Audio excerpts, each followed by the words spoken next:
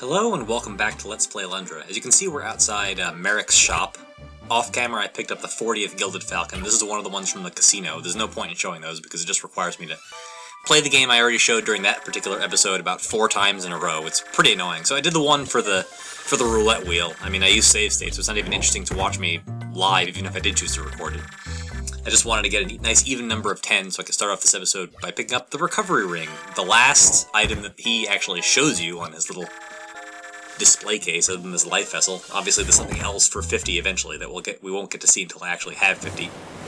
The recovery ring is not really all that useful. It only works... It's very, very slow. It's basically something you want to use after you've cleared a room of enemies if you took a lot of damage, which is pretty helpful. It's nice in case you aren't getting a lot of health pickups in a dungeon, but all in all, not something to get that excited about.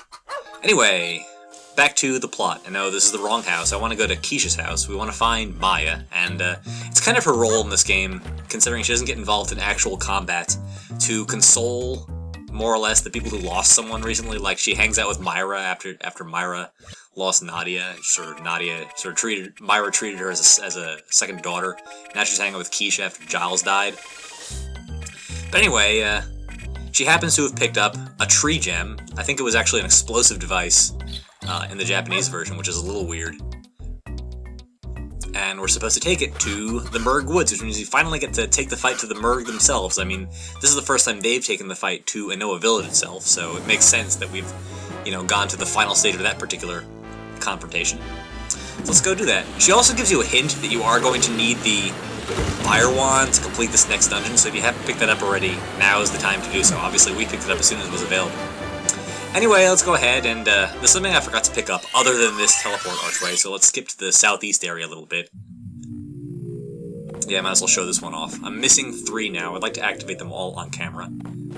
So let's go ahead and get this one, get out of here. Obviously, there's no place we can teleport to that's closer to the Merg, or at least the place we're going on the way to the Merg woods, than this archway itself, so let's just get out of there and move on.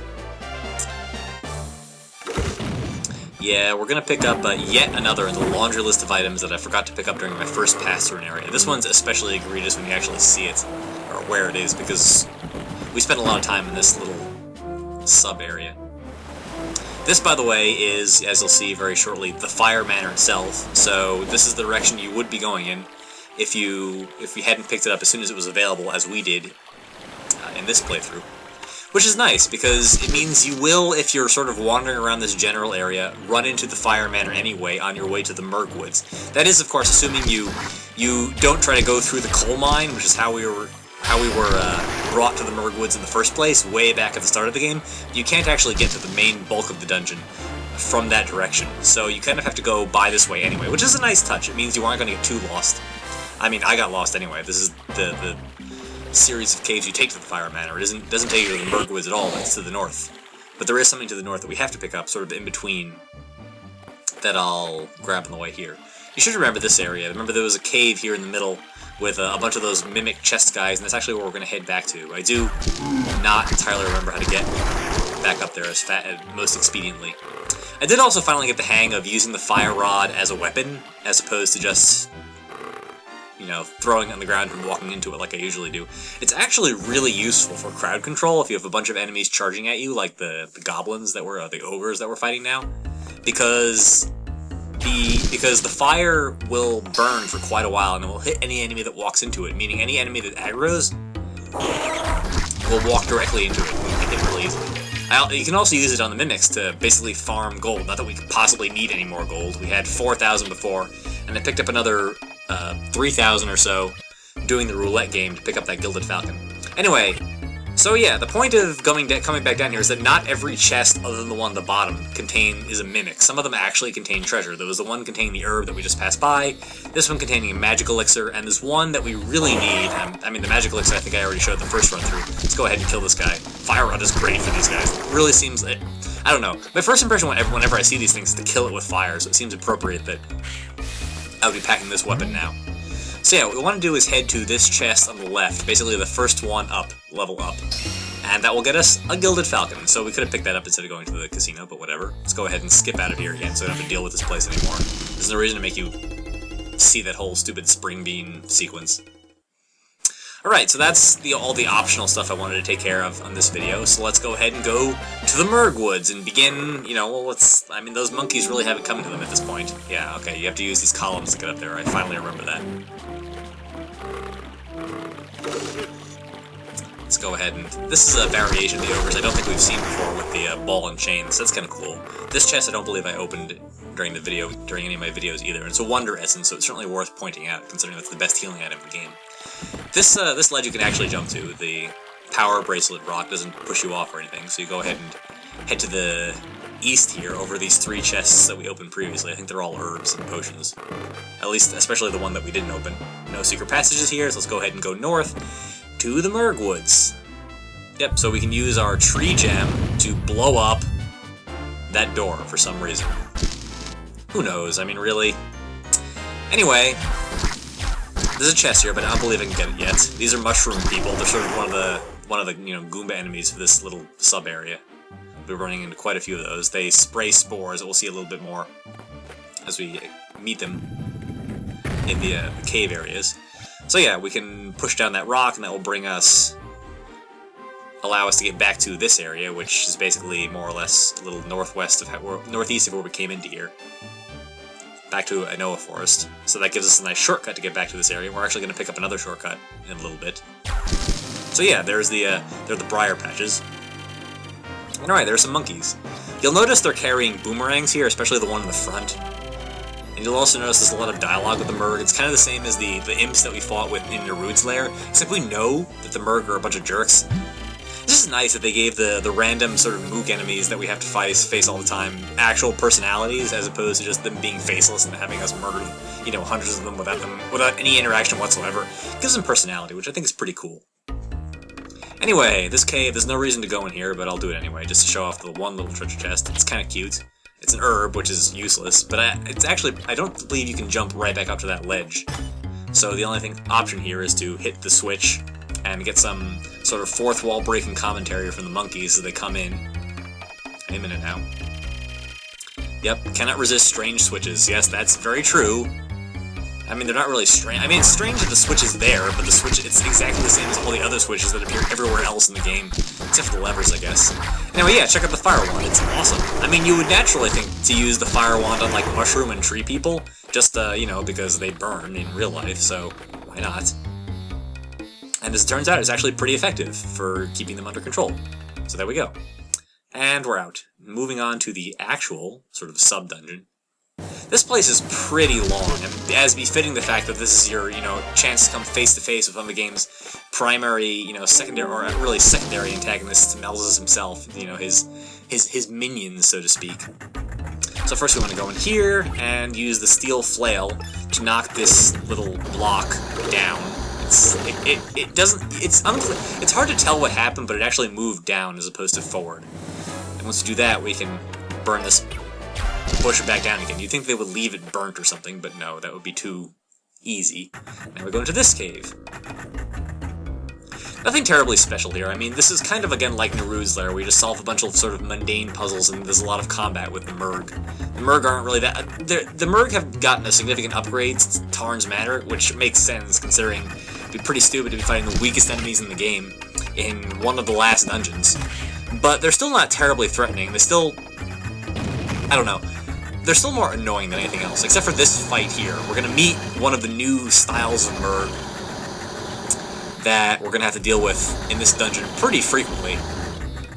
These are Archer Merg. They're annoying as hell, and I fight them incredibly stupidly. So you would think that I would use some long-range weapon or just use magic or whatever, but I was so high on the fact that I was really good with the Fire Wand now that I just figured that it would be the best idea to use that. But no, these guys, I mean, they punish that sort of headlong charging because those arrows home in on you directly. It's surprisingly, what's the word? They're tough. That's all I have to say, and we're going to be running into it a lot. You're better off approaching from the side using something like the flail. Anyway, we want to head over here to the west, hit the switch, which will lower this block. This is time, so you do want to move quickly here. And again, you can hear there's a bug that causes the sound from the fire jets not to stop if it goes off while it's not on screen, which is really annoying. So yeah, there you can also hear the switch from the from the block going back up. But what we really want to do is go here to the south. Sorry, I got a bit lost there for a second. If we head out here to the south, you can pick up the chest that we saw when the Murg dropped that spike ball on us, and it contains the 43rd life vessel, which is pretty sweet. I guess that was why I wasn't too worried about taking too much damage during the fight with the Murg archers. Moving on, again, some more very straightforward, simple rooms. I guess on the surface. More of these mushroom people. I love the little noise they make.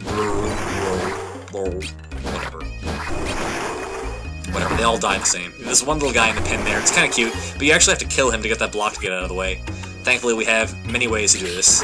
The easiest way is just to use the bow, you have to be down here to do that. You can also use the flail, it's just fine, or just use magic. But I guess magic is really not something you want to be wasting on a single enemy. Come on, find the sword, thank you. So yeah, this is pretty similar. This is actually a little alarmingly similar to the scenario, to how the Murg were hanging around the miners when they were killing them way back in the coal mine. Except now they're just eating the mushroom. That's not a mushroom person, I don't think. It doesn't fight you. You can't hit it or anything. You can't burn it. You can't pick it up. It's just there to look weird. I don't know. Or I should say, it's just there as an anchor point for the Murg themselves, which is a little strange. So yeah, what we want to do is basically we're trying to trigger event flags that allow the next sub-boss fight to trigger and allow the Merg to open paths for us. Kind of like the imps in the Root's lair, and kind of like the lizards in the Reptilicus Maximus's lair. And get used to this. The Merg will be dropping in on you at almost every turn. Yeah, there's that boomerang guy. He must be a boss or something. So yeah, unfortunately we can't use that secret passage. We have to go back out the old-fashioned way. But oftentimes, that is how they will show you that there are sort of new passages opened in the walls, which is nice. It just doesn't happen to be applicable now. So we'll have to go out the old-fashioned way, the way we came. That's a nice switch that we can hit. I believe, we hit it already. It just opens that little door. You'll notice that the Merg that we ran into in this so-called secret den mentioned the stone golem, which should sound pretty familiar. It's the exact same name as of the boss that we fought way back in Lars's crypt, or actually it's the Sand Temple, and you can see him again here. That guy looks awfully familiar. I mean, not exactly something I'm looking forward to. I mean, he took so long to kill, both in the Sand Temple and in Lars's crypt. So yeah, we gotta deal with that guy again. I mean, he's the only real recurring boss in the game, other than those 4 Murg that we fought very recently after Giles died, after outside Giles' house. So of course we've got him again.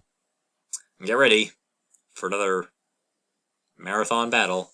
I guarantee this will be a long... Okay, fine. I'm completely lying. This guy is stupidly easy with your new weapons, especially if you picked up the Fiend Blade, which is of course optional.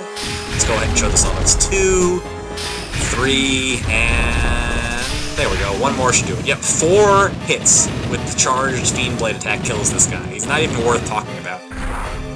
I don't even know why they bothered. I mean, even if you were using the Steel Flail, which I believe is your second most powerful weapon right now, it should only take about 5 or 6 charged hits. Or you can just use magic, which is just as broken as it was before, except we didn't have any back then when we fought him the first time. So yeah, that was worth some celebratory music. Go ahead and top off the little bit of health we lost from other enemies. That chest, I believe, just contains another Wonder Essence. So we don't need that right now, but I'll point it out just so in case you're playing the game yourself and happen to need one.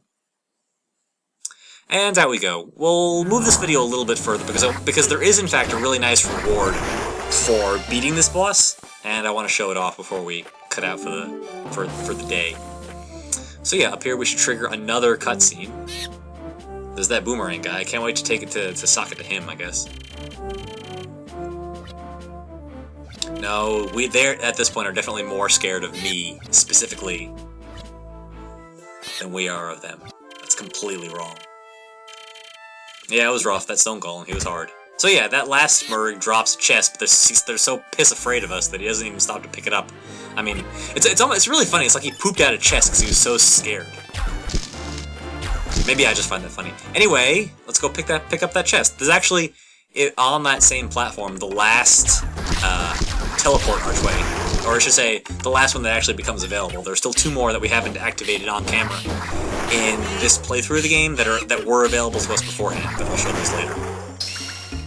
So yeah, we can actually go south through that little doorway over there, but I'll be showing that on the next episode. That's basically our next objective.